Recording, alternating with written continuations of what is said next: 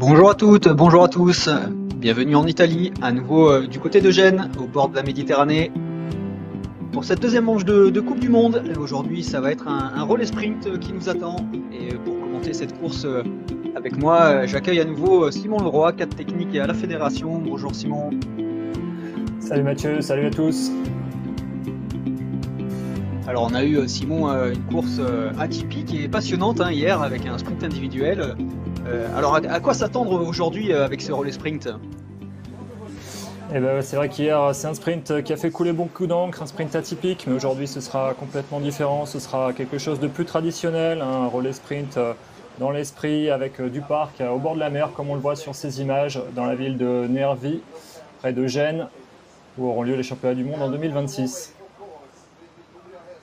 Exactement, on est à la sortie est de Gênes avec ce parc, le parc Nervi, qui va être le théâtre de la course aujourd'hui. On a l'Arena qui va se situer au milieu de ce parc. On devrait avoir des belles images, notamment de drones, sans doute, comme c'est maintenant le cas sur la plupart des courses. Et puis on va avoir des postes avec des itinéraires, comme tu dis, un peu plus classiques dans cette zone, avec une météo idéale à nouveau, 21 degrés, un petit peu de vent.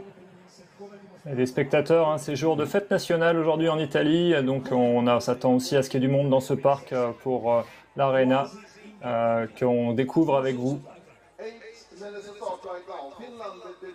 Ouais, sous les yeux de Martin Lundman qu'on voit là à droite et qui a été annoncé en équipe 4 chez les Suisses et qui visiblement ne courra pas. Alors on peut rappeler, il n'y a pas une seule équipe par nation aujourd'hui, comme c'est parfois le cas, enfin comme c'est toujours le cas en championnat du monde. Là on a jusqu'à 4 équipes par nation chez les plus grosses nations. Donc ça nous réserve de sacrées bagarres, évidemment, beaucoup plus d'équipes que d'habitude. Et oui, il y a une soixantaine d'équipes au départ, finalement ça va faire un gros départ en masse. On s'attend à la bagarre sur le premier relais chez les filles qui lanceront la compétition. Et avec des favoris comme d'habitude, un peu la Suisse et la Suède. La Suisse et la Suède qui sont quand même peut-être un peu moins un cran au-dessus que d'habitude. On va voir ça après avec la composition des équipes. Et tout d'abord, les datas de la course. Allez, des courses de 3,1 km pour les filles qui vont courir les relais 1 et 4, donc ils commenceront et termineront la course, comme c'est toujours le cas. Alors que les garçons courront les relais 2 et 3 sur une course de 3,7 km pour 135 mètres de dénivelé avec un temps de gagne estimé total de 60 minutes. Donc les relais d'à peu près 15 minutes chacun.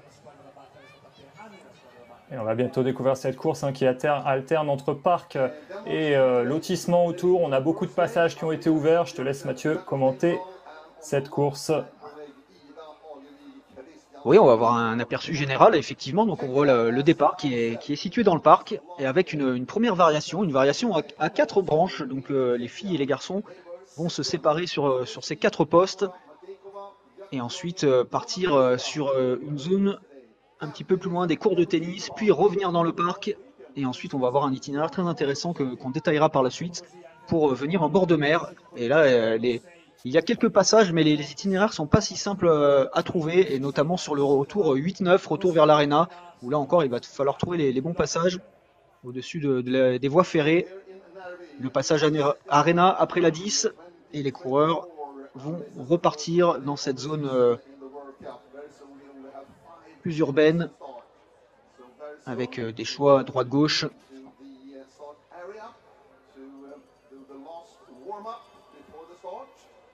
Ensuite, les coureurs vont se séparer. Les filles couperont directement après la 16 pour revenir vers l'Arena, alors que les garçons auront une boucle en plus, 17, 18, 19. Une boucle qui est assez intéressante, notamment le choix 17, 18 et aussi le retour vers l'Arena. On détaillera ça aussi tout à l'heure.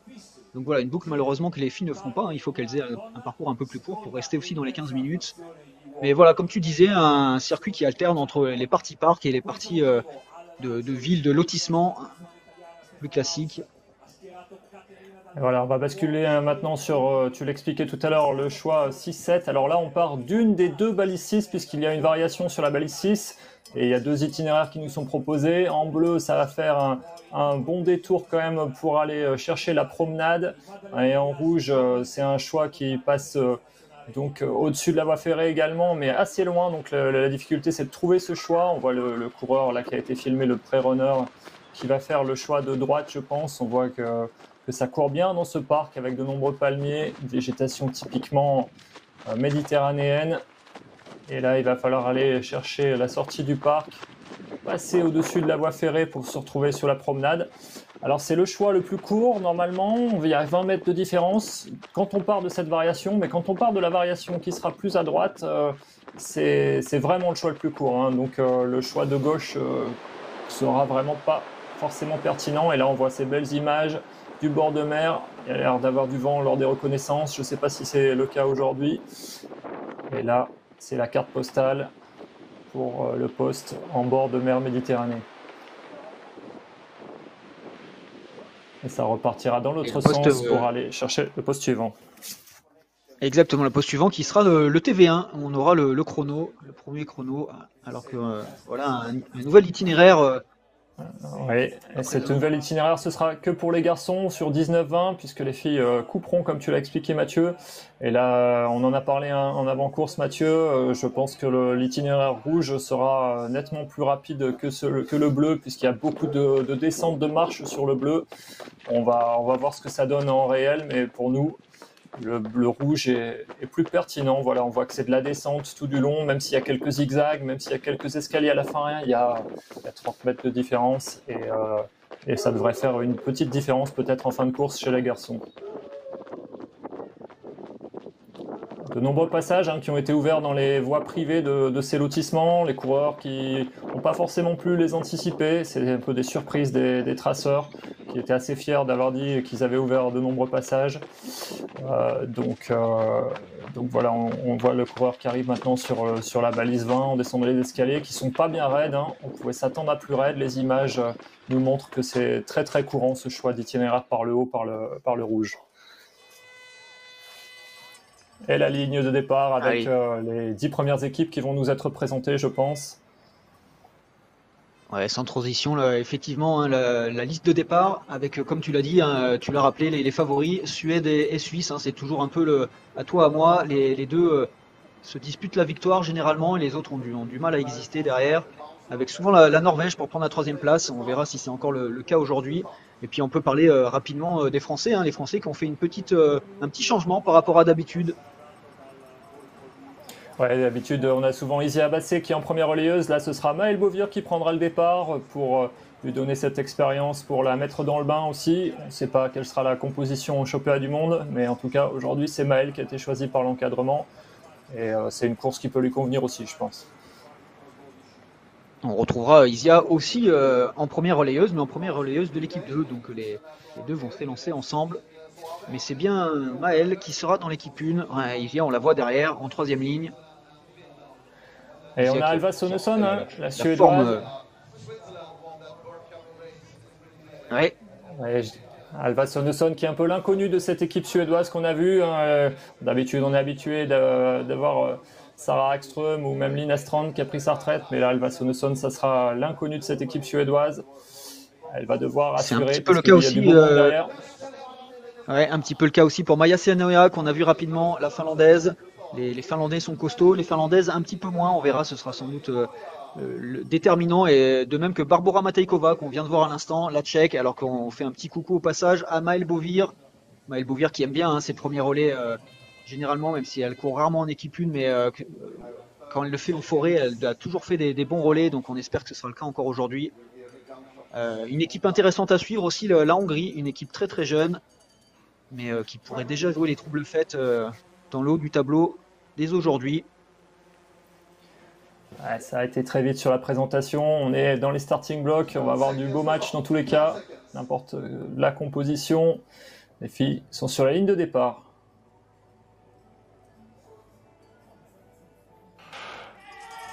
Et voilà, c'est parti. Ça va être important de vite regarder la carte, de bien voir où est sa combinaison, son itinéraire, parce que c'est un départ en descente en plus, donc sur vitesse maximale, il va falloir rater ce premier poste.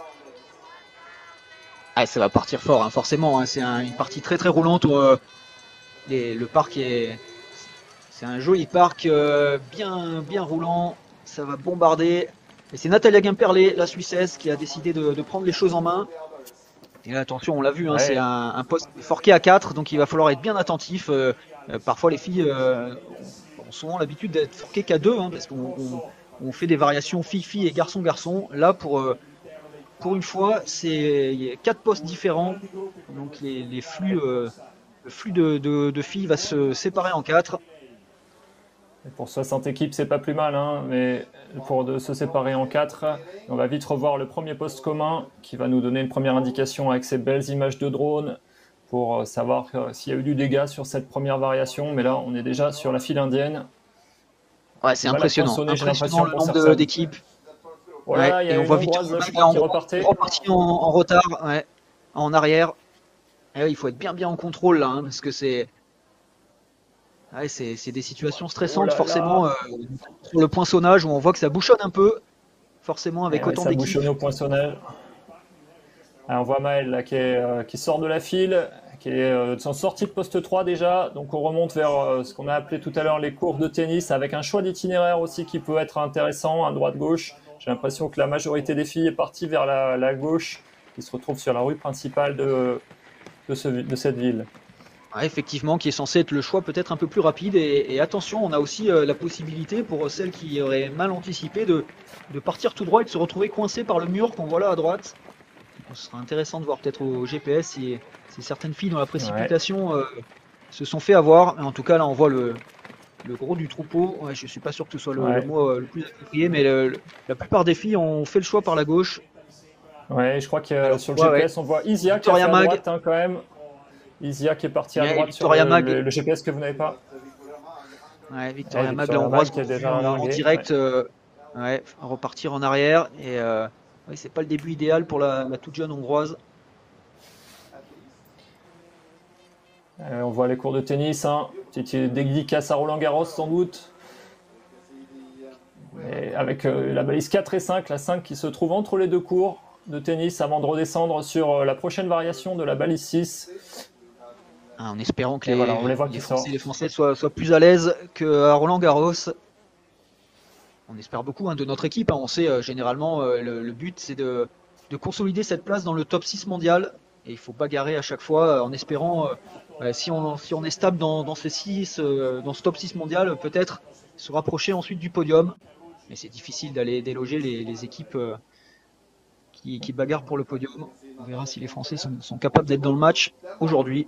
La favorite de ce premier relais, c'est Natalia Gimperlé, la favorite de ce premier relais, qui est sans doute celle individuellement qui a le plus prouvé ces derniers temps. On va voir maintenant comment ça se sépare sur ce long choix 6-7 qu'on vous a présenté. Il y a une petite variation à la 6, et en fonction de la variation qu'on a, le choix n'est pas forcément le même pour aller à la 7. On va plus aller à l'est si on a la E, plus à l'ouest si on a la F. Et en sachant qu'on n'a pas vraiment sur ce relais sprint de choix punitifs comme on avait pu le voir en République tchèque notamment l'an dernier, où pour le coup vraiment si on partait sur la mauvaise, on était sûr de perdre du temps. Là c'est peut-être un peu moins le cas, le choix de droite reste sans doute ouais, mais la Norvégienne là, je pense qu'elle n'est pas tout à fait bien partie quand même. La Norvégienne, elle était sur un choix tout droit, elle a peut-être pas vu les infranchissables. On a Isia et Maëlle là qui ont l'air d'être avec Caroline Olsson plutôt dans le match. On va voir ce que ça dit s'il y a des filles devant. Course d'équipe pour les Françaises. Et ça arrive déjà sur le poste, sur la promenade. Je ne sais pas si les Norvégiennes ont fait vraiment le meilleur choix. Il y en a qui risquent de se retrouver coincés face au mur. Est-ce que c'était pas Sarah Gimperlé aussi, Natalia Gimperlé Non, Natalia Gimperlé, je pense qu'elle est partie à l'est. Non, elle est partie à l'est. D'accord, elle est partie sur le choix de... Ouais, je crois qu'il y a des équipes quand même qui se sont fait piéger par le mur. Il y a des pneus un peu partout. Oui, on voit les filles du mauvais côté du mur là-bas. La falaise tout en haut. C'est pas très bon signe. Et là, c'est bien une minute de perdu. Et la Hongroise aussi qui est tout en haut. Là. Oui, Victoria Mag, du coup, qui est en difficulté là. Elle se retrouve exactement. Elle est partie sous le trait rouge, mais là, ça passe pas. On a un mur tout du long, et donc il va falloir qu'elle fasse demi-tour. Et là, elle va perdre vraiment beaucoup de temps. J'ai l'impression que c'est une équipe suédoise devant, ou c'est... Ah non, c'est Natalia Gemperle qui va poinçonner le Ouais, c'est poste bien 8 en Natalia tête devant la Gemperle, Danoise. effectivement. Norvège, Et les Norvège Françaises 2. sont pas loin derrière. Voilà Maëlle. Ouais, Ça, c'est c'est un bon super pour début. Maël. Isia, c'est très bien Ouais, également. Isia qui arrive à son tour. Est-ce qu'il y a des grosses équipes qui ont été Bien. piégées? La Suède 1 qui est derrière Isia. Ouais, effectivement, La avec Grande-Bretagne déjà aussi. 15-20 secondes de retard. La Finlandaise qui est un peu loin aussi, 24 secondes. La Tchèque, ça c'est plutôt bien pour les Françaises d'être devant ces équipes-là. Et surtout la Hongrie, hein, je pense qu'il doit être loin derrière. On attend les Et Vika poinçons. Asiku aussi Non. pour l'Estonie. Alors l'Estonie, c'est pas une équipe qu'on attend aux avant-postes, mais Vika Asiku, elle a montré qu'elle était costaud. Alors que là, on voit une Juliette Basset à l'instant poinçonnée à son tour Et pour là, du coup, il y a un l'équipe nouveau choix là pour remonter de France. sur la balise 9.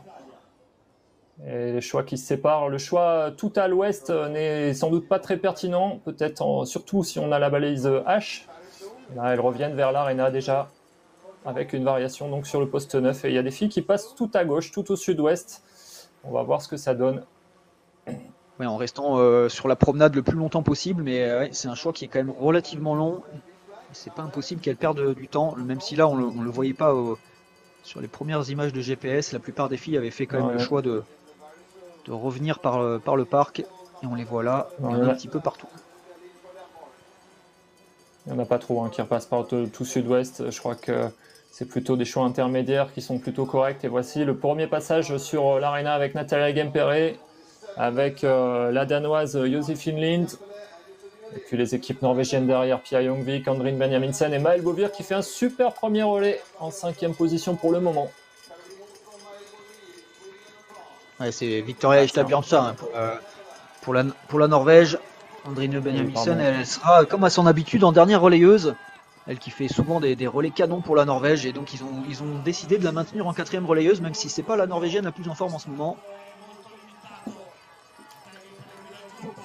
Et Alva Sonesson qui tient la baraque aussi pour l'équipe suédoise qui est à une quinzaine de Et Maël secondes de la Bovir tête. aussi. Ouais. Maël Bovir qui fait vraiment du gros premier relais. Je ne sais pas si on a déjà eu beaucoup de fois une Française à 15 secondes de la tête au passage spectacle d'un premier relais. C'est plutôt très bien. Après, il y aura bien sûr Adrien Delaine et Loïc Caberne, et avant d'avoir Cécile Calandry en finisheuse. C'est un très bon début de course pour la France, mais bon, il y a peu d'écart aussi. Hein. Isia Basset nous avait habitués aussi à quelques bons départs. Elle qui est spécialiste aussi de ce premier relais où il faut avoir une certaine expérience. Hein. On le rappelle souvent, ce premier relais, il est vraiment particulier. Et là, d'autant plus quand il y a autant d'équipes, il faut garder la tête froide, c'est pas évident. On l'a vu avec la jeune Victoria Mag, qui manque sans doute un petit peu d'expérience sur l'exercice. Elle a eu du mal dès le début de course. Et ensuite, quand la panique vous prend, c'est difficile de corriger. Alors que regardez le petit Fra, ça c'est Maëlle. Et Maëlle, elle est bien calée aux avant-postes. Alors que Alors là, on a un choix avec Mag est bien au en retard. sud.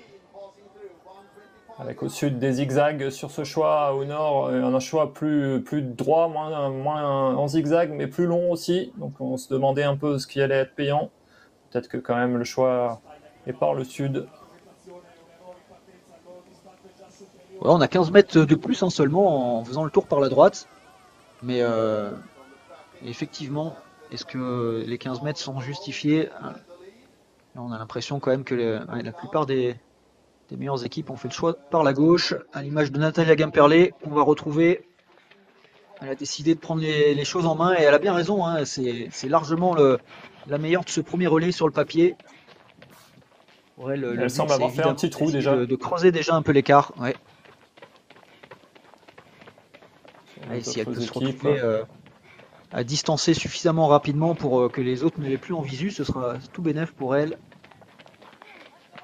Là, on rentre dans une partie urbaine avec des lotissements, avec des passages ouverts, comme on le voit ici avec Nathalie Gemperle, qui a fait qui a une bonne avance, maintenant une dizaine de secondes d'avance sur le groupe de chasse qui est mené par Maël, et avec une petite variation aussi dans cette course. Des postes qui sont très proches, donc pas de grosses différences. Les filles peuvent faire le même choix et être quand même assez proches. à Je l'image suis de pas sûr qu'elle Maël. soit allée sur le bon Maël. Oui, Maël. Ouais, alors soit elle est pas allée sur le bon, soit elle est en train de sortir par un cul-de-sac. Et On une va petite voir. erreur des Danoises et des Norvégiennes, hein, on a vu en sortie d'arena. Et ouais, Maël, elle a perdu quelques places, je pense, là, sur Ouais. l'opération, Ouais, mais elle a rien de perdu, catastrophique, 5 effectivement. secondes peut-être. Ouais, toujours En avec tout les cas, deux elle est toujours bien Norvégiennes.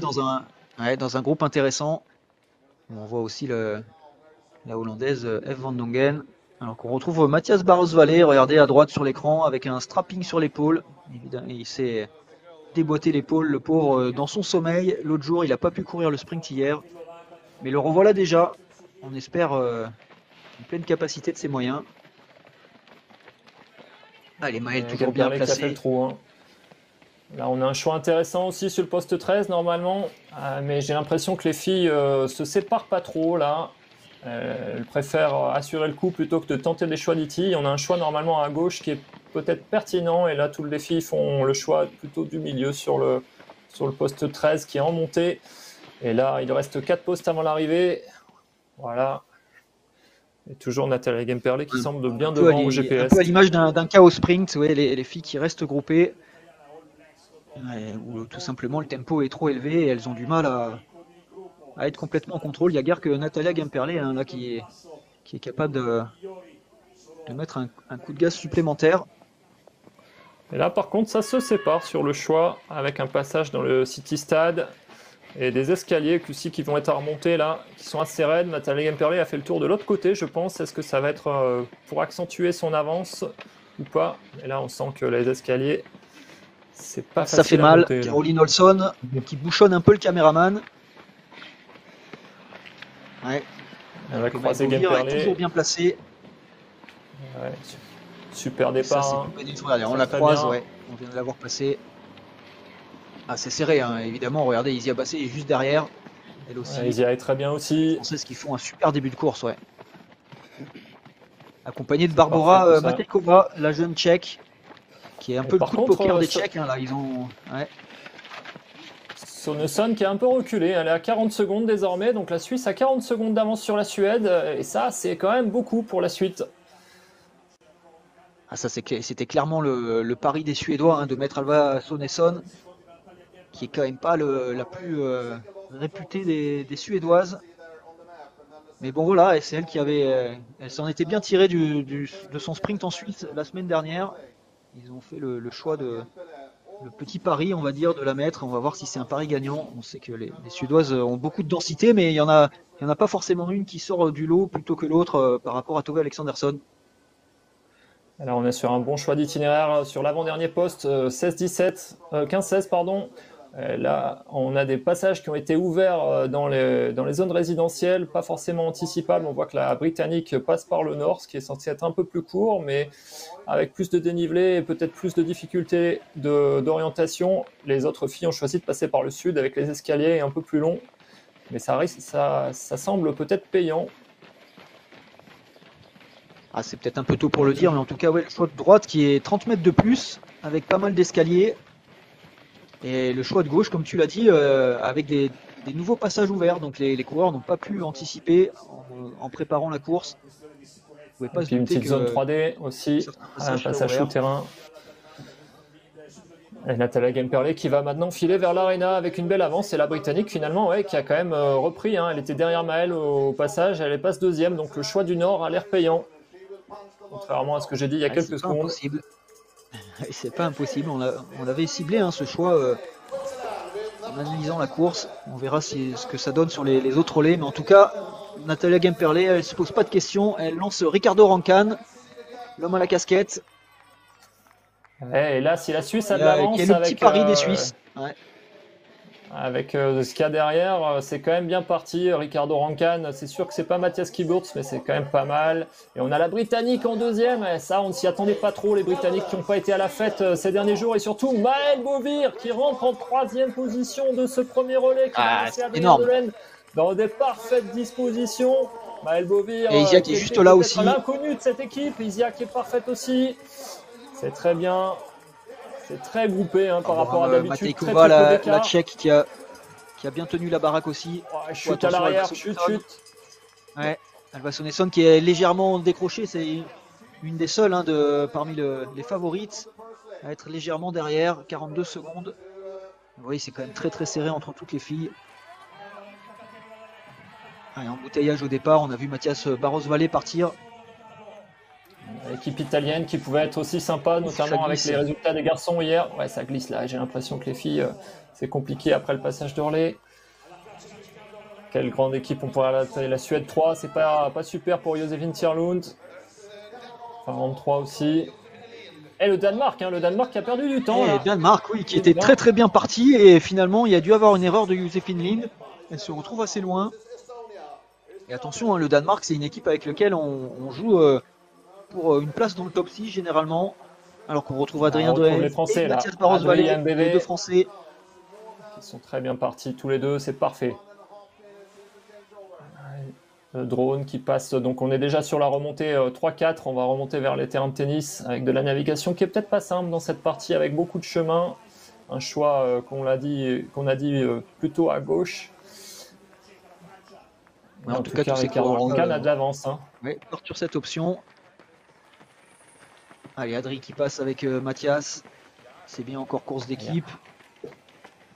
Sacré peloton hein, quand même. Hein. C'est très serré par rapport à d'habitude, Mathieu. Serré, hein. Ouais. Mika Kirmula, le Finlandais qui est là aussi. Pour le moment, difficile de dégager des tendances, à part évidemment la Suisse qui, sans grosse surprise, a pris les devants grâce à Natalia Gemperle. Et le choix du Britannique qui passe par la droite, je pense que c'est pas un choix pertinent ce qu'on a vu tout à l'heure. Est-ce qu'il va remonter? Il était devant le groupe, on le rappelle. Est-ce qu'il va remonter dans le groupe? Je pense qu'il a perdu quelques secondes dans l'opération. Suède 2, c'est bizarre aussi ce GPS de la Suède 2 là. Non, c'est un choix, mais enfin légèrement plus long. Mais c'est le. Ouais. On retrouve Quentin Moulet aussi. Regardez à présent. C'est bien, on aura eu tous les Français, ou presque. Ouais, on a une équipe aussi open après. Ouais, ils ont perdu le drone. Là, le drone, il ne peut pas passer dans les yuccas et les cactus de ce joli parc. J'ai l'impression qu'il y a un petit groupe qui se détache là. Il y a un petit trou au-delà de la 14e place. Mais en tout cas, la Suisse qui est toujours bien devant. Ouais, Ricardo Rancan qui est parti avec un peu d'avance, il va pouvoir gérer. C'est Freddy du jeu, c'est pas pour la creuser, c'est d'essayer de ne pas faire de bêtises comme il est en train de faire, parce que là on a l'impression qu'il est parti tout droit et on l'a dit, sur ce poste là, il faut aller chercher très à l'extérieur, à gauche ou à droite, les bons passages et surtout pas partir tout droit. C'est super les Français qui jouent devant. Regardez, là par exemple, il faut courir sur le pont de gauche et pas sur celui de. Ouais. Voilà, Ricardo Rancan, il a corrigé le tir, visiblement. On verra s'il a perdu quelques secondes dans cet itinéraire. Regardez, le Suédois qui va tout droit. Ouais, ça va lui rajouter quelques secondes. Il me semblait que Ricardo Rancan aussi pour la Suisse était parti sur ce pont-là, mais en tout cas, pour tout vous dire, on pensait pas qu'il y aurait du monde qui passerait par là. On pensait pas qu'il y ait du monde qui passerait par là parce que c'était assez net sur les anciennes cartes qu'il y avait un mur infranchissable. Ça, c'est une mauvaise préparation, je pense, du Suédois. Voici, c'est Emil Svensk qui a fait faire cette erreur et qui maintenant se retrouve derrière à chasser. Il avait peut-être déjà repris le groupe et maintenant il se repère quelques secondes.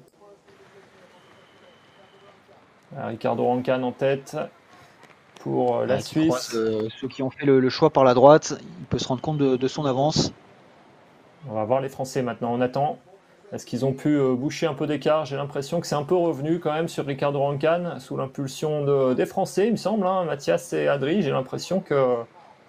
c'est Adrien en là, tête. Et Mathias, les deux pensionnaires de la Aix-en-Provence. Suivi par Jonathan Peterson. Les drapeaux français là, à 20 secondes au bout d'un relais et demi. C'est bien parti, c'est super. On a Yannick Mikils aussi dans le groupe de chasse. Pour le moment, la plupart des coureurs font le choix de partir tout de suite par la droite. Alors qu'on voit justement au moment où je dis ça, des coureurs qui partent sur le choix de gauche. On a Basile aussi dans une équipe mixte là. Basile Bassé, voilà. Je regardais on n'a pas 3 équipes complètes, on a seulement 2 équipes. Non, je dis des bêtises, on n'a pas 4 équipes complètes. Putain, je me suis perdu dans mes fiches. Tu pourrais m'aider un petit peu, Simon? Oh là là, dis donc. Ouais, Oui, on a bien ouais, 3 équipes, c'est ça, il fait partie. on a 3 équipes complètes et une Basile qui est équipe dans mixte avec Marto Aguro Alonso, Basile Bassé. Et donc La pour Suisse, l'équipe il y a 3, quand c'est même Quentin toujours Boulet, l'avance. qu'on a vu tout à l'heure, qui court en ce moment. Oui, mais un écart qui s'est réduit légèrement. Ouais, c'est normal, hein. Quand on a un groupe de chasse, là, on va plus vite qu'un homme seul, surtout que Ricardo, c'est un très bon coureur, mais c'est pas le top gun de l'équipe suisse. Derrière, on aura Joey Adorn et Simona Ebersol, donc pour lui, il faut maintenir l'écart, et puis après, il a quand même des bons coureurs derrière lui, et puis essayer de garder l'avance sur la Suède tout de même, hein. Je pense que même le but, c'est vraiment d'éviter la grosse faute, hein, qu'il le remettrait derrière le paquet. Donc à la limite, qu'il se fasse reprendre, c'est pas trop grave. Et, du moment qu'il se retrouve pas derrière, il faut qu'il reste un minima avec la tête, quitte à prendre un peu Les plus Français qui de ont perdu un secondes, peu de hein, temps. pour faire ses choix. Les Français qui ont perdu un peu de temps sur la variation un peu plus longue, je pense. Ils avaient la G et je pense qu'ils ont perdu quelques places, mais c'est pas plus mal de les perdre maintenant pour que les relayeurs suivants qui auront l'autre variation reviennent. Et on a aussi Casper Fosser, hein, dans ce groupe Je Chasse, le vainqueur d'hier. Basile, qui est très bien aussi. On attaque la dernière boucle maintenant. Basile. On est toujours bien devant le Danemark. On est vraiment dans une position idéale pour les Français. Là, ils nous font vibrer. C'est un relais. Et ouais, mais du coup, ils nous ont rajouté sur le GPS. Hein. Regarde, maintenant, on a un petit FRA 2, ce qui est très très bon signe. On sait que la densité est montée, hein, dans cette équipe de France. On a maintenant plusieurs coureurs capables de jouer aux avant-postes. Et du coup, une équipe 2 qui est aussi, elle, compétitive. Allez, si on peut reprendre du temps aux Finlandais et aux Britanniques sur ce choix, ce ne serait pas de refus. Les Finlandais et les Britanniques qui font le choix par le nord, qui est, je rappelle, un peu plus long, mais moins tortueux et avec moins de dénivelé. Donc on va voir ce que ça dit sur ce poste. Les Finlandais et les Britanniques qui doivent aussi faire un aller-retour en descente au poinçonnage du poste, donc c'est pas forcément un avantage. Et le Suédois 2 qui fait un choix qu'on n'avait pas envisagé par le tout sud. Je ne sais pas ce qu'il a fait, mais ça c'est sûr que c'est pas pertinent, hein.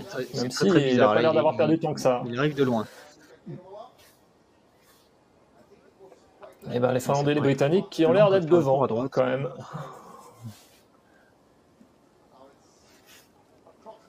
Les Finlandais et les Britanniques qui reviennent devant le groupe, qui se reforment et qui est toujours en chasse de Ricardo Rancan, qui est désormais sur la variation là dans la cour intérieure. Petite faute en sortie peut-être, voilà, oui, c'est fait, perdu 2-3 secondes. Et il attaque le choix dans la montée. Au moment où il fait le job, il s'est toujours pas fait reprendre. Alors, le peloton.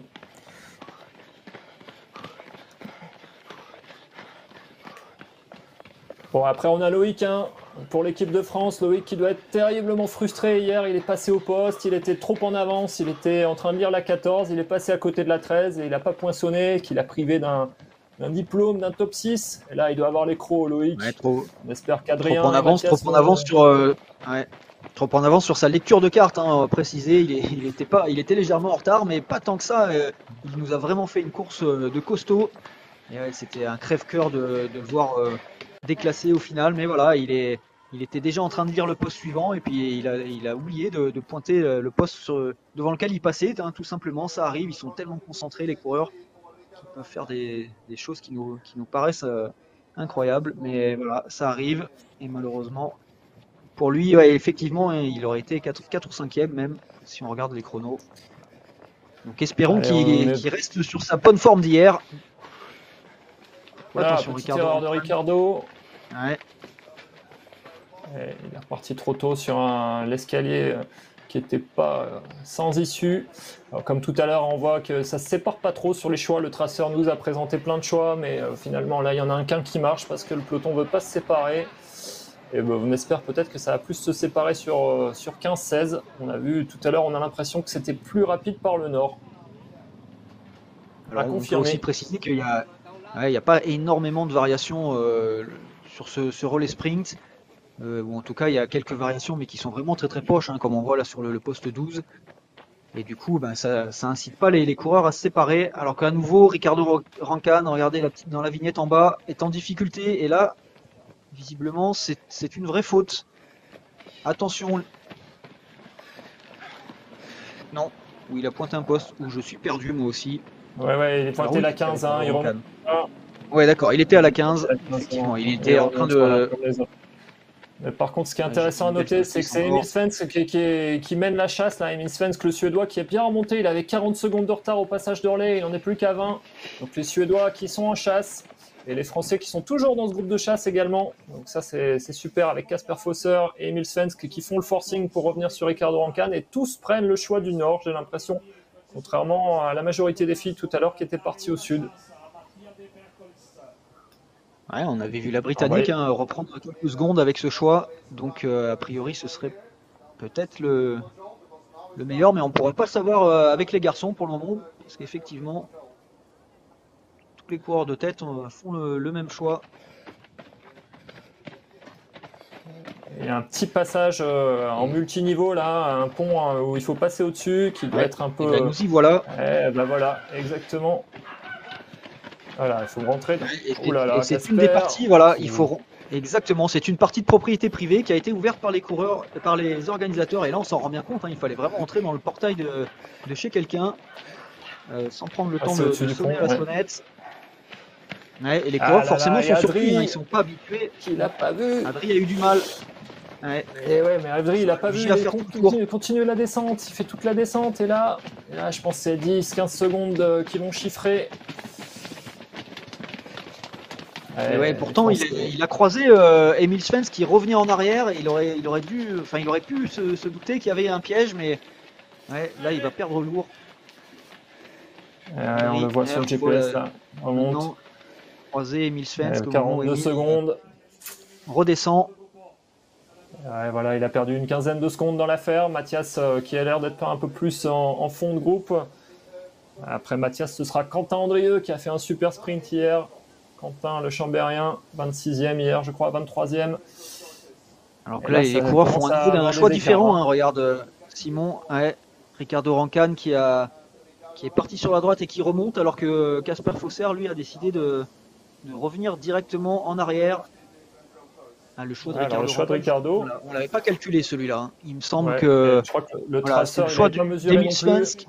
Non, je pense qu'il risque de perdre du temps là-dessus, et ce serait pas étonnant de voir Emil Svensk recoller un petit peu. Et surtout Kasper qui est passé au nord, parce que le choix le plus court en distance, c'est celui du nord-ouest, hein, que vous voyez tout en haut à gauche de votre écran, normalement qui a 60 mètres de moins que celui du Suédois et du Finlandais, mais plus de dénivelé aussi. À voir ce que ça dit. Ricardo Rancan, il a fait un choix intermédiaire, il est descendu pour remonter.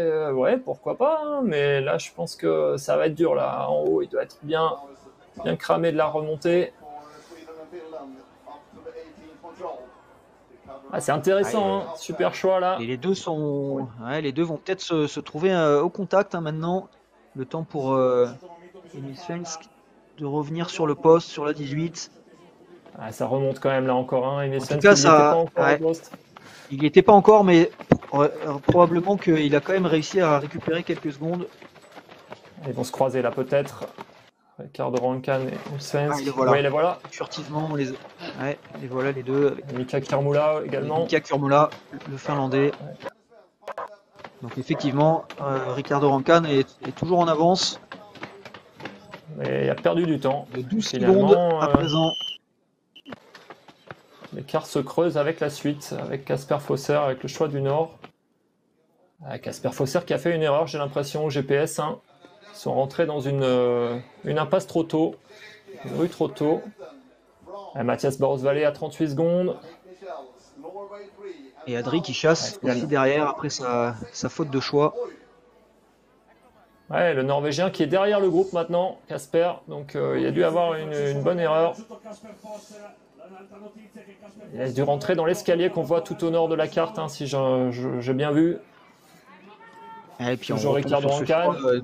choix, qu'on a vu en animation en avant-course, 19-20, mais visiblement là tous les coureurs ont fait le choix qu'on estimait être le plus rapide par la droite.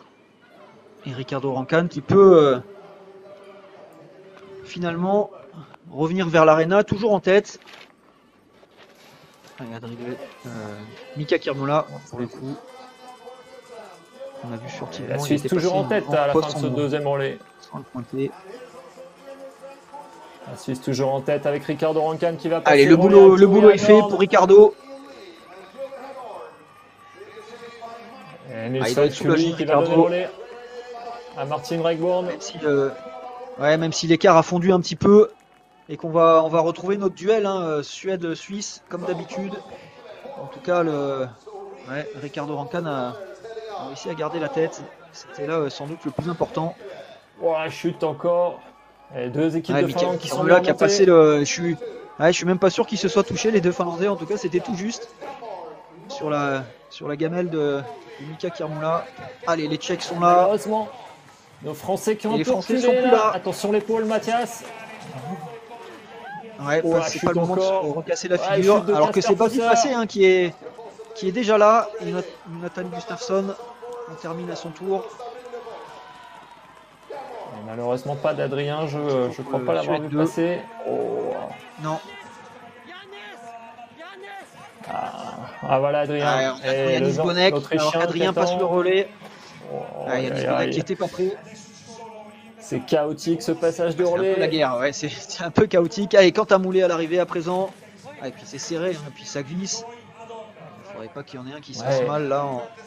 C'est pas le moment. 25 équipes en 1 minute 10, c'est très serré effectivement. On ne sait pas trop s'il y a beaucoup de perdants là.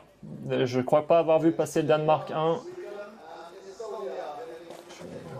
Un parcours qui est sans doute pas assez sélectif pour faire des vraies différences pour le moment. Et puis on l'a dit, des variations, pas énormément de variations, des variations très très proches. Du coup, les coureurs peuvent courir ensemble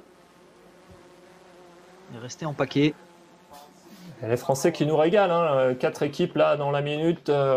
Ça va être une super expérience aussi pour les plus jeunes de cette équipe de France de courir au contact avec tout ce monde. Et Joey Adorn qui a l'air d'être toujours en tête. On va voir les premières images de ce troisième relais.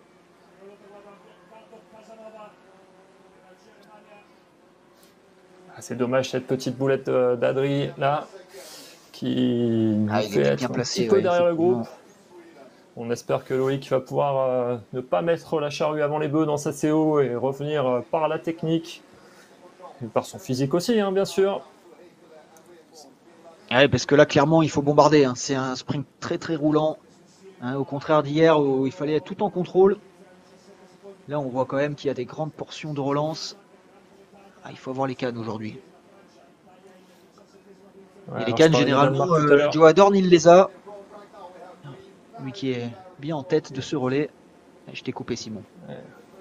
Je parlais du Danemark tout à l'heure, ils sont en même temps que les Français, donc les adversaires directs. On a Thomas Sekile qui pour la Finlande, lui reprend la deuxième place. Alors, ils ont recreusé un petit trou, il y avait 10 secondes seulement au passage de relais. Et là les Suédois, Martin Regborn qui a perdu une quinzaine de secondes sur Joey Adorn. Dès le début, on n'a pas trop vu où. C'est les Tchèques qui vont être aussi dans la bagarre. Ils terminent avec deux costauds quand même. Tomáš Krivda, qu'on a vu sur le podium hier, et Teresa Janošíková, qui était sur le podium la semaine dernière. Et les Tchèques qui aiment bien ce relais sprint. Ils avaient fait deuxième à domicile. On les avait vus particulièrement heureux sur le podium. Mais attention à eux. Alors que Tuomas Sekile est là, qu'on retrouve le Finlandais, qui est un des leaders de la Coupe du Monde. Et on chasse avec lui. Avec Martin Regborn, là une sacrée doublette. Là, ça va. Et puis il y a Krivda, je crois, derrière. Donc là, ça doit bombarder derrière Joey Adorn. Et puis Quentin Andrieux qui est pas si loin, je crois, l'équipe 2 de France. Ah oui, là on voit ceux qui vont s'engager au milieu, qui vont perdre du temps, comme tout à l'heure. Norvège 3, Joey Adorn qu'on voit. Joey Adorn qu'on voit sur la droite, qui a fait aussi une petite boulette. Il est allé sur le portail le plus au sud. En passant par la droite, il aurait dû prendre le premier portail, donc peut-être qu'il a perdu quelques secondes là-dessus. Ouais. Et Norvégien qui a fait demi-tour, qui a perdu du temps, je crois, sur ce passage. On va voir ce que ça dit. Est-ce que les Français vont s'être fait prendre par ce petit piège également ou pas? Quentin Andrieux qui fait le tour à droite. Adrien qui est passé, lui, tout au sud-est avec le Danois, derrière le Britannique. Le Suisse qui est toujours en tête, mais qui a perdu du temps. Comme tu le disais, Joey Adorn, je pense qu'il n'a pas fait le choix le plus court. J'ai l'impression que le Suédois et le Finlandais sont revenus un peu. Ah là, il y a du lourd qui chasse derrière. Attention, Joey, il va falloir sortir les rétros. Effectivement, 9 secondes seulement Et sur le groupe de chasse. c'est Martin Rekborn qui a pris les choses en main dans ce groupe de chasse. Et ce serait pas étonnant de les voir recoller. Et la Norvégien qui est plus là par contre, c'est la Norvège qui manque. Ouais. Danemark 2, très bien. Voilà le Norvégien. Non, c'est l'équipe 3 là. Tim Robertson pour la Nouvelle-Zélande. Passe à Quentin Andrieux. Quentin Andrieux pour la France. France 2 voici aussi. Seulement l'équipe 1 de Norvège. Et puis Loïc Cabern déjà... pour France 1. Il a repris du temps, c'est bien. Loïc Cabern, bon début de course, il était parti à 50 secondes, il est à 43. C'est plutôt très bien. Il faut continuer à rester stable maintenant sur la fin de course pour revenir sur les places de devant. Ouais, c'est du paquet. Il est avec des coureurs intéressants, notamment norvégien, Erik Langdal Breivik. Il y a encore 17 équipes là qui jouent le podium en 46 secondes à mon avis. 17 équipes, après il y a un petit trou. Et 2 équipes de France dedans. 2 équipes françaises. Et regardez, Joey Adorn a la variation qu'on suspecte un petit peu plus longue, donc il va peut-être encore perdre 2-3 secondes sur le fer. Et on rappelle que les Français devraient avoir sur l'aréna toujours en tête à ce moment-là. Ouais, les Français qui devraient avoir court, je pense, sur la variation maintenant, puisqu'on avait dit qu'ils avaient eu la variation longue. Et il a perdu un peu de temps encore à nouveau Joey Adorn sur le groupe. 10 secondes, c'est très serré. On va voir si les Français reviennent un peu dans le match grâce à cette variation.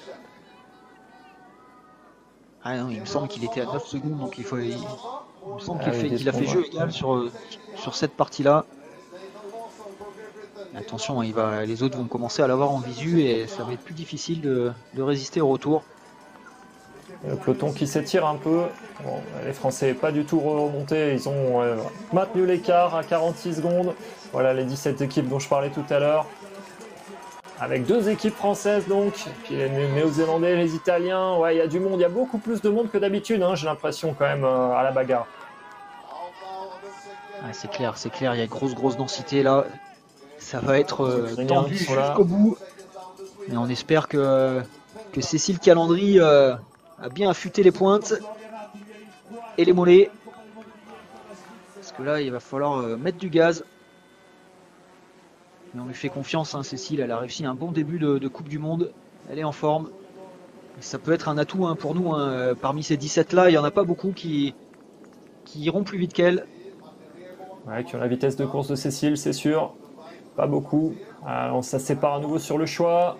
Loïc Cabern qui passe par le nord, Quentin Andrieux par le sud, Joey Adorn par le sud aussi, Martin Rekborn et Krivda par le nord. Ça a l'air d'être assez équivalent quand même. 15 mètres d'écart seulement, on le rappelle, entre les deux choix. Et pour le moment, Joey Adorn qui maintient son petit écart. Ça s'étire quand même dans le peloton. On a l'impression que c'est un petit peu moins groupé qu'il y a 5 minutes. Ça nous présage quand même d'une belle bagarre sur le dernier relais. On rappelle, Tove Alexandersson pour la Suède, Simona Bersold pour les Suisses.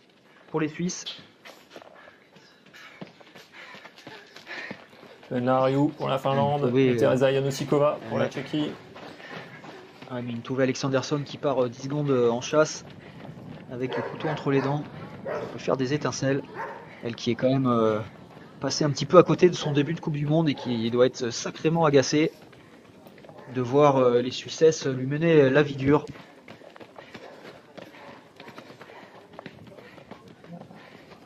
J'ai l'impression qu'on voit pour la première fois un choix différent pour le poste 13. Non, non, c'est le même choix. C'est le même choix. Il ne va pas partir à gauche là, à ce moment-là. Regardez là, Simona Berthold, comme elle est concentrée. La pression qui monte. Il va falloir qu'elle s'élance d'ici 5 minutes. Probablement en tête. Si Joe Adorn continue de faire le boulot comme il est en train de le faire depuis le début de ce relais. Donc la Suisse toujours en tête avec quelques secondes d'avance sur un paquet de 4 ou 5 équipes avec les 2 équipes de Finlande, la Suède et la République tchèque. Et derrière un 3e groupe où il y a les équipes françaises, les équipes norvégiennes. J'ai l'impression que pour l'instant on a raté le bon wagon pour une vingtaine de secondes, mais c'est quand même très bien pour le moment pour les Français.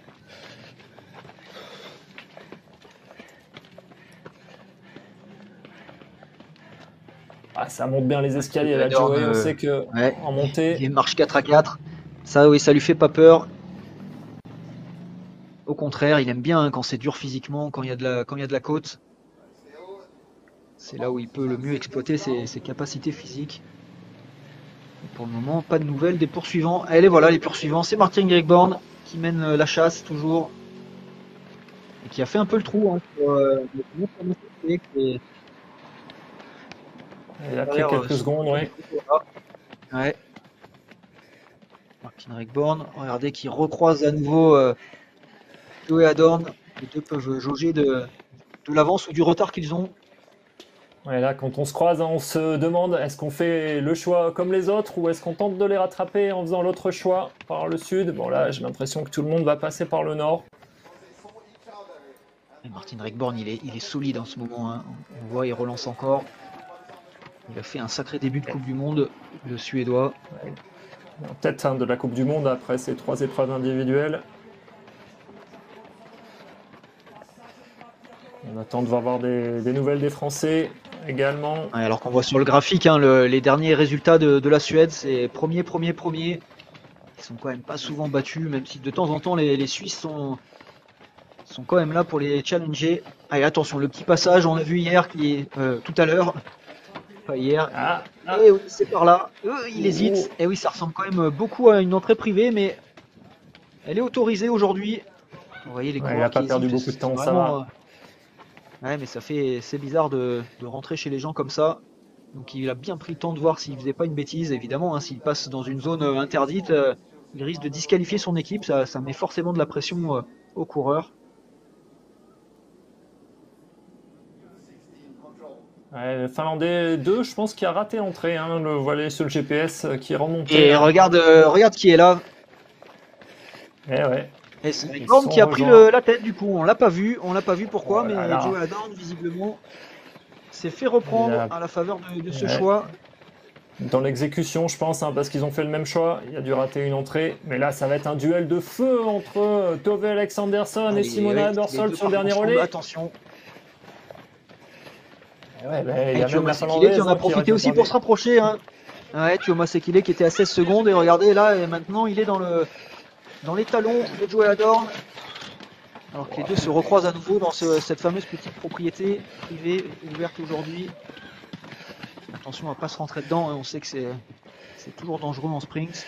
Et le caméraman qui abandonne. Ça y est. Ils sont plus que 3 devant. Chute. Le caméraman a lâché.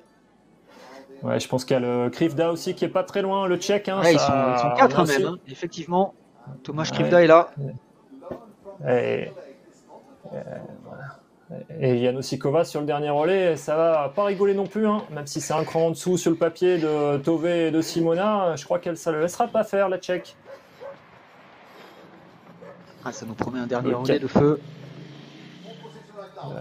Et on a vu, nous, on risque de batailler avec les Britanniques. Et les Britanniques, c'est Megan Carter-Davis qui revient. Elle était malade la semaine dernière. Elle a été très moyenne hier, mais sans doute plus limitée techniquement que physiquement. En tout cas, on n'est pas sûr de sa forme. Mais ouais, vous voyez, les Françaises, les Français et les Britanniques qui sont ensemble en ce moment. Ouais, avec 3 équipes norvégiennes aussi. Ouais. Tout ça, c'est pour la 5e place en nation, donc c'est plutôt dans les standards habituels de l'équipe de France. Mais Cécile, dans les bons standards. Ouais, dans les bons standards, ouais. Une 6e place, une 5e place, on prend. C'est toujours groupé maintenant devant. Joe Adorn qui n'a pas pris le poste, là, j'ai l'impression. Eh ouais, Ouais, il a oublié de pointer. il a oublié. Aïe, ça va. La petite boulette. Et là, ça va lui faire perdre Ouais, 5-10 secondes. ouais, il perd le Attention contact à pas visuel, je lâcher le pense. Hein. paquet. Ouais, tout à fait. Un petit peu nonchalant là sur cette partie-là. Alors que les autres sont un peu plus à l'attaque. Ouais, pas la bonne opération pour la Suisse sur ce relais quand même. Hein. Ils avaient de l'avance et ils ont retrouvé avec du retard. Impressionnant. Et Tuomo Sekile qui met un coup de gaz dans la descente. Lui aussi, c'est la vraie révélation hein, depuis l'automne dernier. Vraiment solide, hein, le Finlandais. Il fait partie des tout meilleurs mondiaux maintenant. On a vu le chrono de Loïc, hein, juste derrière les 3 équipes norvégiennes. Toujours pour la 5e place par Adorn n'est plus là, regardez. Il a disparu des radars, le voilà, mais ouais, il n'a plus les coureurs de devant en visu. Il va falloir qu'il cravache. Avec Thomas Krivda. Ouais, c'est du lourd quand même, hein. 4 équipes en 10 secondes, là, ça va être un super dernier relais. C'est rare hein, qu'on parte aussi serré. Voilà, ils s'engagent dans le parc pour passer le relais. Ça va être un beau combat. C'est Ekile qui fait le sprint. C'est la figure sur le passage de relais. Allez, Venlariou qui va s'élancer avec Tove Alexandersson juste derrière. Et puis ce sera au tour de Simona Barsold et Teresa Janushikova de partir en chasse. Avec, regardez, une petite dizaine de secondes de retard. Ouh là là, le genou. Il est dangereux, ils sont dangereux ces barrières là, ça glisse beaucoup. Ça va, il n'a pas l'air de s'être fait mal. Ouais, 4 équipes en 11 secondes. Je ne sais pas si on se rappelle d'avoir vu ça récemment. Et là, on va voir le groupe de chasse avec les Norvégiens. Allez, les Norvégiens. Les Finlandais 1 et 2. La Finlande 2. 1 et 3, je pense, hein, les Norvégiens. C'est Norvège, oui, c'est Norvège 3 même qui passe devant. Mais la Norvège 2 est pas loin derrière. Et Lolo Capbern. Oui, Lolo Capbern qui est déjà là. Ah, il n'a pas perdu beaucoup de temps hein, sur ce relais. Ah, il a été solide, Louis Capbern, ça fait plaisir. 9e place et 6e nation pour la France. Juste devant les Britanniques. Il faut aller essayer d'accrocher ce diplôme. Et c'est maintenant dans les mains de notre Cécile Calandry que ça va jouer. Et elle va avoir fort à faire évidemment au milieu des meilleurs mondiales. Mais elle fait partie aussi des meilleurs mondiales, hein, il faut le dire. On croit beaucoup en elle. Allez, Venlariou qui s'est lancé en tête. Ouais, qui a fait le trou. Venlariou qui est déjà. Ouais, mais qui est normalement un petit cran en dessous. Hein, si on s'en réfère à sa forme du moment. Ouais, si effectivement il semble avoir fait le trou. Alors est-ce que les autres sont passés sur les de droite? Ah, sur une petite pièce à mettre sur les 4, on la met pas sur Medin Leriou, ouais, je pense. Mais ouais, les filles sont passées à droite, hein, je pense Alexandersson. Ouais, les autres filles ont dû passer sur le choix de droite qu'on n'a pas beaucoup vu. Et ouais, et si Venlariou Cécile Calandry qui pointe à son tour et qui part aussi à droite. Alors que Venla est la seule à être partie à gauche des 4 de tête. Et on va voir un petit replay GPS pour nous montrer ça.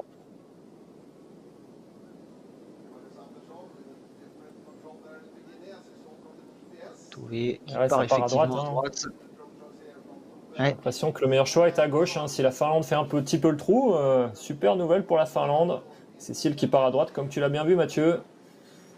Notre cours de tennis, Venlariou qui a forcément le choix le plus rapide, mais qui fait pas des grosses diffs hein, sur.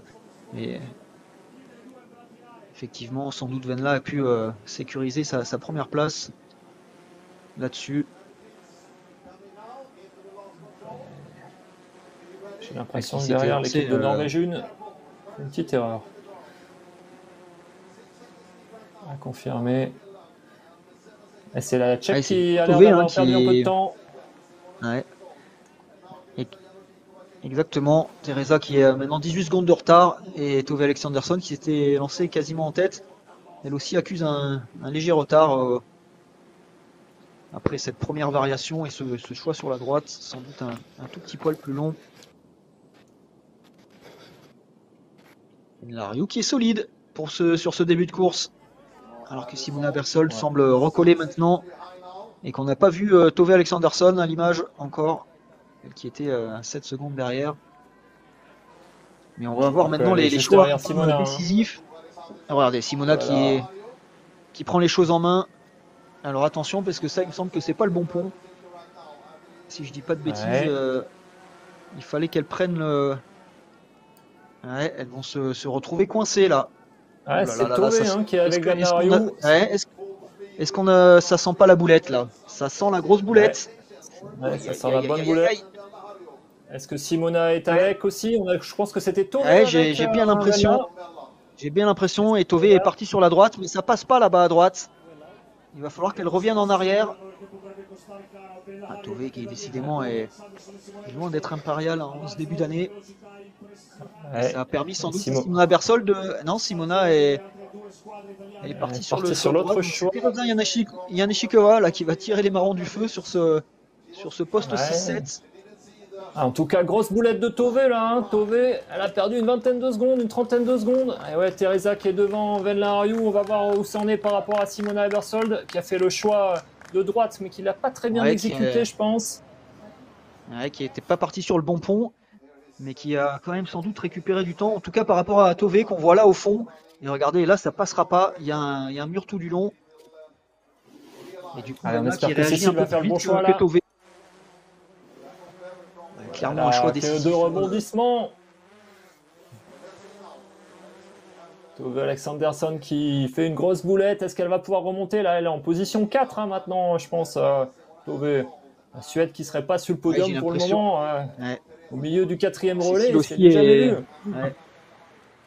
On voit Cécile qui est partie pas forcément sur le choix optimal, mais qui a Elle corrigé a assez rectifié vite. assez rapidement. Ouais. Ouais, et c'est Mais Simona Bersol du coup qui se retrouve en tête. devant Teresa Janosikova, Venla Aereu. Il doit y avoir Tove Alexandersson derrière. Et puis Megan Carter-Davis qui fait un bon début de course aussi. Et ensuite le groupe avec la Norvège et la France, je Ouais, alors crois. qu'on a vu Simona Bersold corriger, elle était partie sur le choix de gauche, elle est revenue sur le choix de droite, donc elle a perdu quelques secondes, ce qui a permis à Venla Aereu de recoller. Et Teresa Yanchikova et Voilà, Megan Megan Carter-Davis Carter-Davis. passe à son tour. Et qu'on a perdu la trace des poursuivants norvégiens et français. On revoit Et ce on voit un moment petit crucial. PS. Hein. Ouais, il n'y a que Teresa Grosse grosse Janosikova qui boulette de exécute Tove, bien ce hein. choix, je Ouais. crois. Et voilà le Allez, les groupe voilà les français. norvégiennes. Et on voit Cécile Calandry derrière, toujours au contact. Et ouais, mais maintenant on est passé 7ème en nation. Avec les Britanniques qui ont fait un super début de course, Megan Carter-Davis, 23 secondes, ça remonte aussi. Hein. Je ne pensais pas que ce soit Ouais, elle est possible de partie remonter fort, hein. sur Elle est la partie tête. très très fort. Donc effectivement, c'est pas un problème de forme pour Megan Carter-Davis. Et est-ce que Tove Hier, nous en referait pas sa une là? contre-performance. Ah non, elle est sur le choix de droite. Oui, c'est peut-être pas optimal, C'était son effectivement. choix.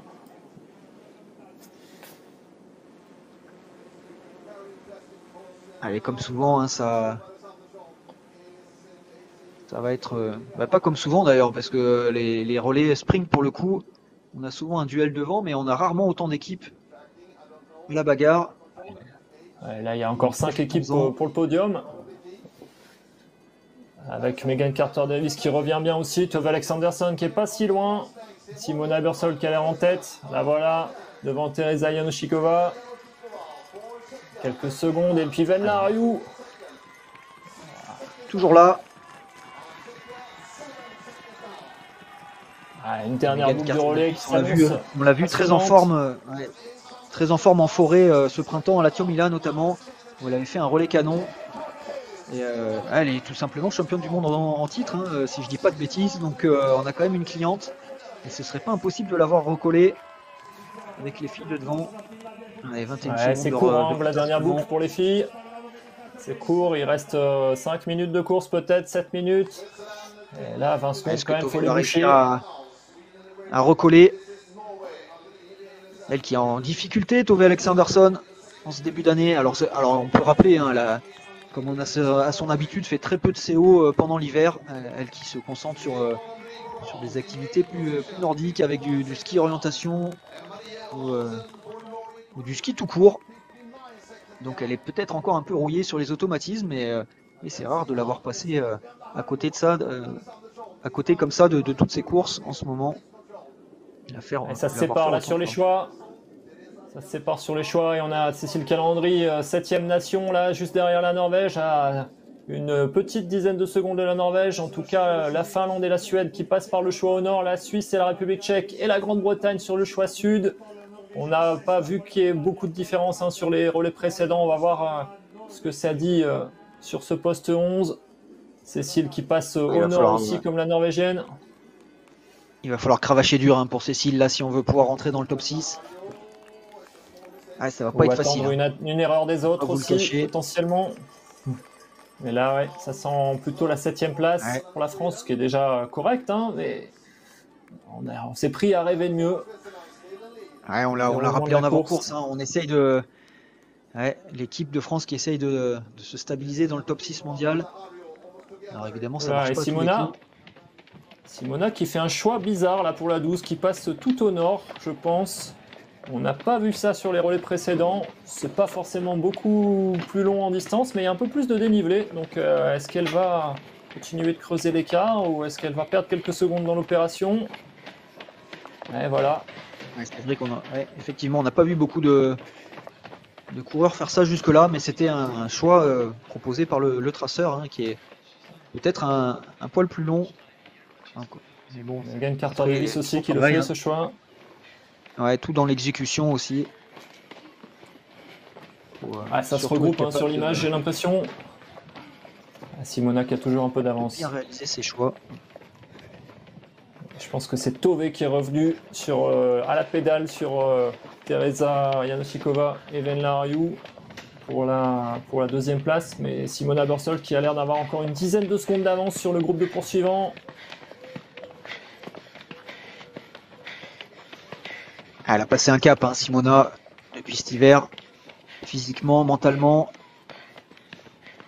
Il va falloir aller la chercher là. Ouais. Alors l'écart au chrono manuel, une dizaine de secondes, hein, on voit la longueur du GPS qui est de 10 secondes. Tove finalement qui n'a pas repris Teresa et Venla, c'est Venla Ariou qui est devant Teresa Janošíková. C'est même Megan Carter-Davis qui est revenue pour Tove, j'ai l'impression. Ouais, si ça arrive groupé, on connaît le fameux kick de Teresa Janošíková qui est probablement celle de ce groupe-là qui a le plus gros finish. Ouais, mais ça arrive en descente, hein, donc c'est peut-être pas autant important que sur une arrivée en côte ou en plat. Exactement. On va peut-être poinçonner le dernier poste devant, je pense. Ouais, le sprint d'arrivée qui n'est pas très long. Il va peut-être avoir fallu faire la différence avant, alors que ça se sépare. Ouais. Teresa qui fait le choix de revenir en arrière. Et Tove qui continue. Ouais, c'est assez équivalent sur ce poste 14, je pense. Ouais, assez équivalent, mais on avait mis une petite pièce quand même sur le choix qu'est en train de réaliser Tove là, en se disant qu'il était peut-être légèrement plus rapide. Ouais, il y a les marches à monter, Tove elle va les avaler, puis elle avale Venla Ariou, j'ai l'impression aussi qu'il marche devant. Ah, c'est passionnant cette fin de course là, avec des choix. Il y a le choix 15-16 qui va être crucial derrière. On a vu juste avant chez les garçons l'entrée par le choix nord qui est difficile à trouver. Cécile qui a l'air pas mal aussi, mais un petit cran derrière. Toujours Simona Börsel en tête. Ouais, et Simona qui creuse quand même là. Qui creuse. Ouais, elle est revenue, mais elle était passée avec 16 secondes, Tove Alexandersson au passage spectacle, et maintenant elle en a 19, donc... elle est revenue sur Teresa et sur Venla, mais... Ouais.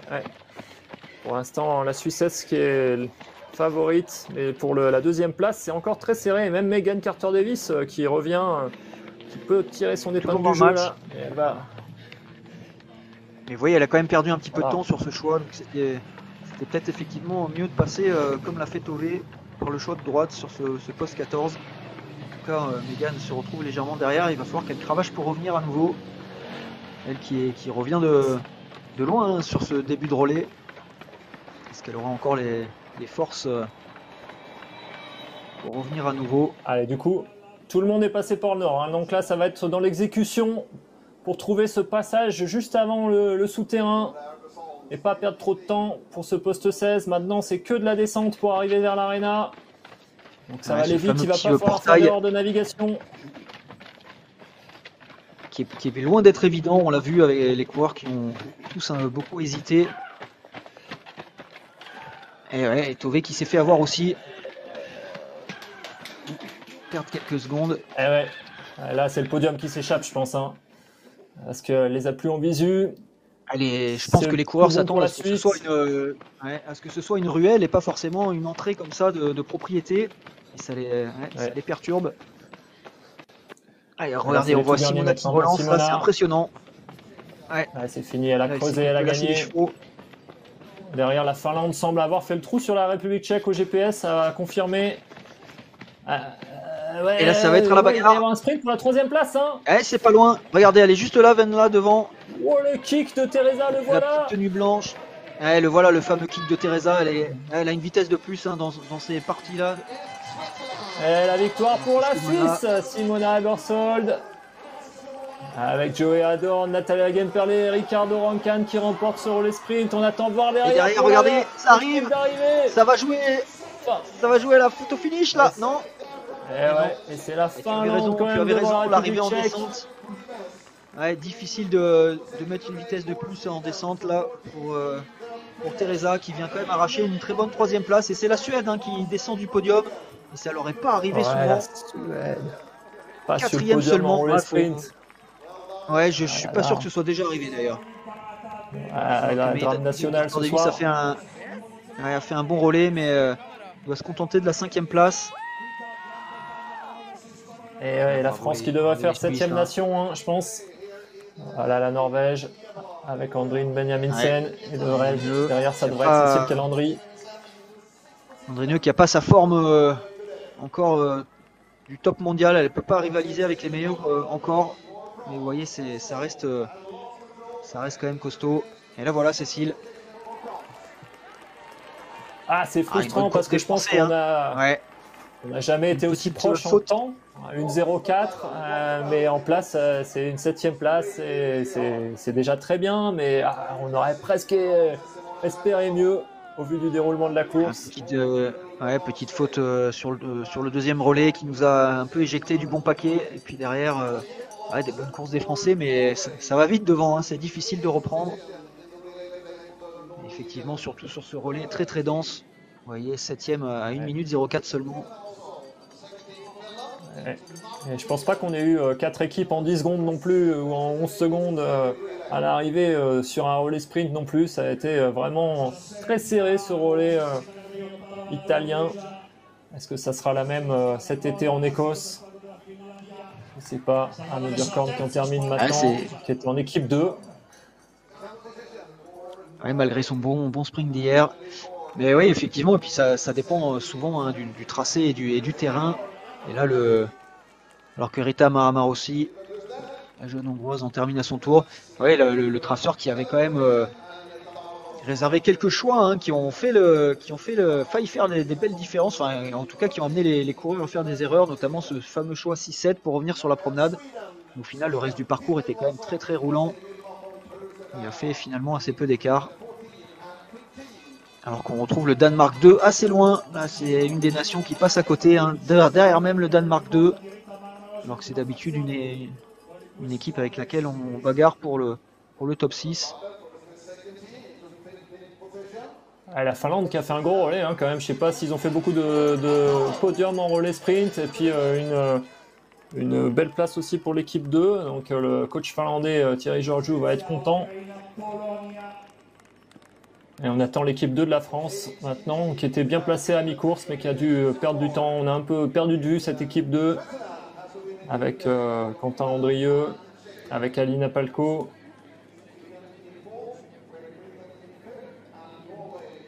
Chapeau à Venla Riou, hein, la Finlandaise, tu l'as dit, les Finlandais qui arrachent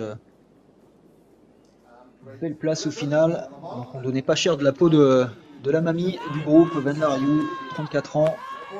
Et qui s'est pas laissé faire par les petites jeunes. Qui a été stable hein, sur le dernier relais. Bien finir le boulot. Bravo. Et grosse surprise des Suédois. Hein, ils sont rarement passés à côté. de la victoire. Et il me semble qu'ils n'ont même jamais été en dehors des 3 premiers, le 4e seulement aujourd'hui, notamment avec une Tove Alexandersson encore en délicatesse aujourd'hui, après son début de saison déjà un petit peu difficile. Avant d'être impérial, hein, on revoit le petit tracking, un peu tard, mais la Suède hors du podium.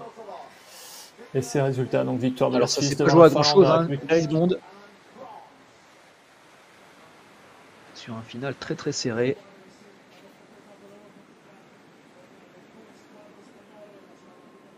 Et la France, Suisse, même sans 7e. Kiburtz, hein, ils ont gagné. Ah oui, c'est vrai, c'est les Suisses qui ont souvent du mal à aller challenger les Suédois, même avec Kiburtz. Et ben voilà, il a fallu que Kiburtz soit pas là pour que les Suisses s'imposent, ce qui est quand même incroyable quand on connaît le palmarès du Suisse.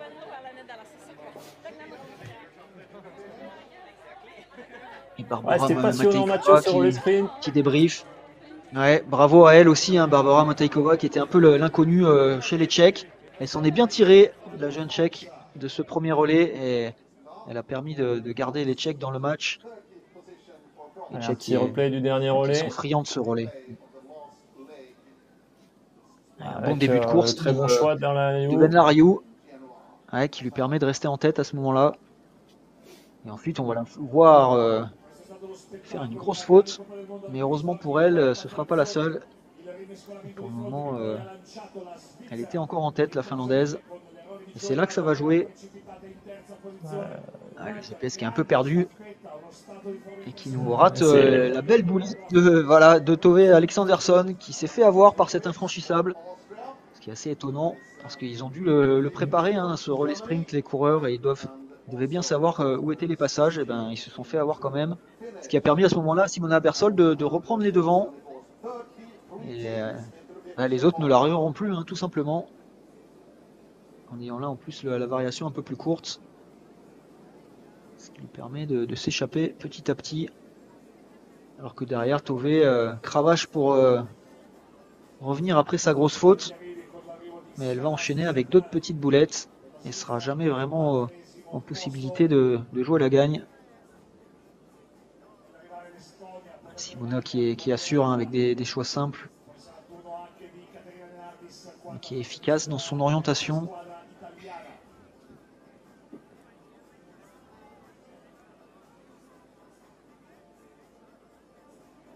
Tove qui avait quasiment refait le contact à ce moment-là.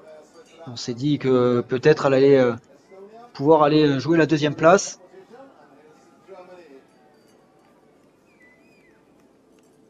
Et finalement, elle va jamais vraiment réussir à se remettre dans le match. Alors que Simona Bersol devant est solide. Et Ben Lariou, elle aussi, tire son épingle du jeu pour réussir à garder quelques mètres d'avance sur Teresa Yanishikova, qui pourtant, on l'a vu à un moment, avait mis un gros coup de gaz. And I'm here with the Swiss team. Congratulations on your victory today, all of you. Let's start with you, Natalia. Your first race for Switzerland, won in a sprint relay, and then you just, create magic in a gap of 27 seconds. How did you experience the first leg? I gave all my power what I have left from these 2 World Cups. So luckily, I was alone. I tried to do my single race, and I came back with a half a minute. I would wish maybe 1 minute, but next time. And let's move over to you, Ricardo. You had this quite huge gap. What did that mean for your race on the second leg? Yeah, Natalia gave me the best possible start position. Like that, of course, it's thrilling with the nerves, but like this, I could also do my individual race, basically. Just hold on, taking my time for route choices, and basically in the end push as much as you can to give also a good position to Joey. Yeah. And then, Joey, you were sent out in this first position as well. We saw, I think, an ever-changing third leg where you created a gap, actually, in the beginning and then lost some time. Eventually, Finland and Sweden took over. How did you experience that race? It's interesting. I didn't know how it went, my third leg. Yeah, in the beginning, I was really focused on myself. But then in the uphill parts, I'm not really used to it, but I was pretty empty and I felt like the guys are catching. So I was just taking my own decisions and focused on myself. But yeah, and in the end, then I lost, was missing 2 times the control shortly, so I was really on the edge physically. But yeah, I think my teammates and especially the women today saved the day.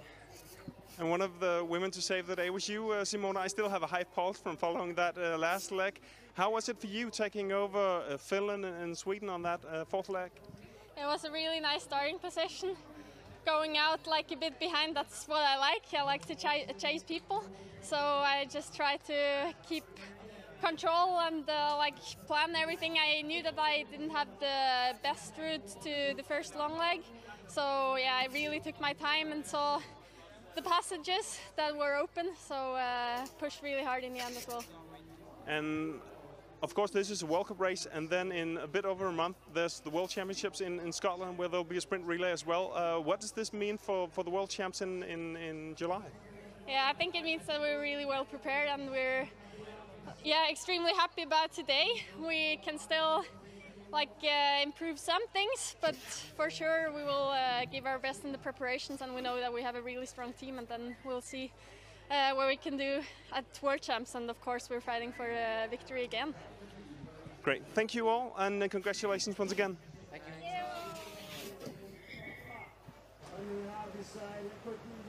Allez, un petit résumé de ces interviews avec, on commence par Natalia Gimperlé, la première relayeuse suisse qui a tout donné. Elle a dit qu'elle s'est retrouvée seule et puis elle est revenue avec une demi-minute d'avance et elle a dit j'aurais bien aimé ramener avec 1 minute, mais ce sera pour la prochaine fois. Elle est ambitieuse, Natalia. Ensuite, Ricardo Rancon en 2e position a dit qu'il était parti de la meilleure position possible. Alors évidemment, c'est difficile nerveusement de partir devant parce que ça met de la pression, mais en même temps, ça lui a donné le temps justement de faire ses choix et finalement de bien gérer ce relais. Ensuite, c'était Joey Adorn en 3e relais qui a eu un peu des up and down. Il était devant, puis il a perdu du temps, il a regagné, il a reperdu. Il a dit c'est intéressant parce que je savais pas trop ce qui s'est passé pendant ma course. J'ai essayé d'être très focalisé sur moi-même. Et puis bizarrement, quand je me suis retrouvé dans les montées, je me suis retrouvé sans jambes, ce qui n'est pas mon habitude. Et puis à la fin, j'ai raté 2 petits postes qui m'ont fait perdre aussi du temps. Mais aujourd'hui, je dois remercier mes partenaires et particulièrement les filles qui ont été très fortes. Et puis Simona Bersol sur le dernier relais nous a dit qu'elle adore partir en chasse comme ça. Elle est restée en contrôle, elle a pris le temps de bien lire les passages et de pousser fort quand elle pouvait. La tactique qu'elle avait déjà mis en place sur la course hier. Et ensuite, on lui a demandé qu'est-ce que ça fait vis-à-vis du championnat du monde où il y aura aussi un relais sprint. Elle a dit je suis content pour aujourd'hui et je pense qu'on peut toujours s'améliorer, il y a toujours des petites choses à améliorer et on va bien travailler, bien préparer ce relais sprint et je l'espère être encore dans la bagarre pour la victoire pour ce championnat du monde qui s'annonce alors qu'on revoit les meilleurs moments de la course. Ouais, une course très serrée qui a donné lieu à de nombreuses émotions, de nombreux changements de situation, à une très belle course de l'équipe de France qui termine 7e à 1 minute 08 de la gagne. Et là maintenant, les prochaines échéances, ce sera les championnats du monde début juillet en Écosse, championnat du monde urbain avec un sprint, un chaos sprint et ce format sprint relais où on attend beaucoup bien sûr de l'équipe de France. Ouais, ce sera clairement un des objectifs de ces championnats pour les Français. On sait que c'est difficile d'aller chercher les médailles individuellement, voire les top 6, même si on n'est pas à l'abri d'une bonne surprise. Mais voilà, les Français ont clairement ciblé ce relais sprint comme une chance de bien figurer. Et on sait que c'est un de leurs objectifs principaux sur chaque championnat du monde format urbain. Alors qu'on peut applaudir les Tchèques, on retrouve à nouveau sur le podium d'un relais sprint qui avait terminé 2e lors du dernier exercice. Chez eux en République tchèque. Du monde chez eux en République tchèque, exactement. Et la Finlande, ça fait combien de temps qu'ils n'étaient pas montés sur un podium en relais sprint, Mathieu? Est-ce que tu as la stat? Alors non, de tête je n'ai plus la stat, mais effectivement je me souviens pas, ça doit remonter un petit moment. Longtemps, ouais. C'est une colle, tu l'as la stat ou pas? Non, je l'ai pas non plus. Non. Et du Vous coup, pouvez aller c'est sûr chercher sur Google. avec Ekile qui s'affirme parmi les meilleurs sprinteurs, avec Kirmula qui a très bien couru ce week-end. Ça fait du bon jeu. Puis Zen Lariou qui a été très bonne sur le dernier relais. Et bravo également à la Suisse qui remporte cette étape de Coupe du Monde avec deux filles qui ont été stratosphériques, Natalia Gemperle et Simona Bursold. Les gars qui ont été plutôt costauds aussi, Ricardo Rancan et Joey Adorn. Et ils remportent à nouveau une étape de Coupe du Monde en relais sprint. Ils seront parmi les favoris, bien sûr, pour les championnats du monde en Écosse. Ah bah si leurs filles gardent ce niveau de forme, oui, ce sera effectivement le cas. Là, Simona Bersold, Natalia Gnaperlé, c'est clairement les deux meilleures féminines à l'heure actuelle. Et Tove Alexandersson va devoir cravacher dur d'ici cet été si elle veut pouvoir améliorer son armoire à médailles. De nouveaux titres. Elle qui est en chasse pour être la fille la plus titrée sur les championnats du monde. Et là, elle va avoir forte affaire je pense, face à cette fille.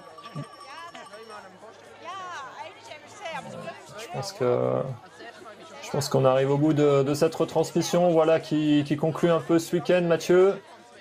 On a vécu des belles courses, des belles émotions.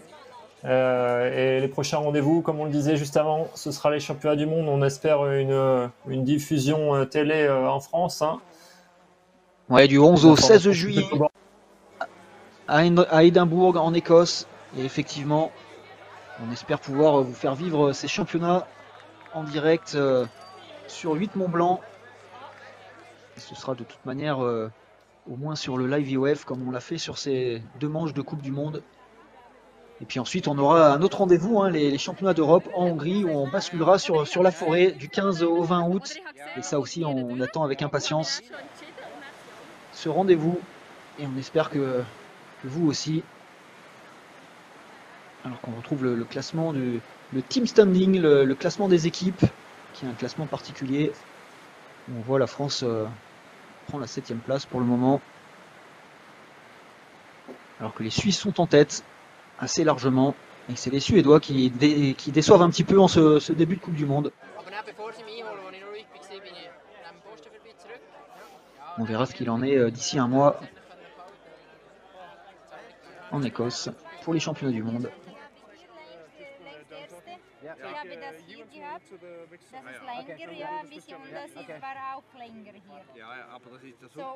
Et bien voilà, on arrive au bout de notre transmission. Simon, merci à toi de nous avoir accompagnés tout au long de ce week-end. On espère que vous avez bien aimé suivre ces courses passionnantes. Et on se retrouve du coup en Écosse du 11 au 16 juillet pour la suite du cirque de la grande course d'orientation. Salut à tous. Ouais, merci Mathieu. Merci aux milliers de spectateurs qui nous ont suivis sur ce live IOF et à bientôt. Ouais,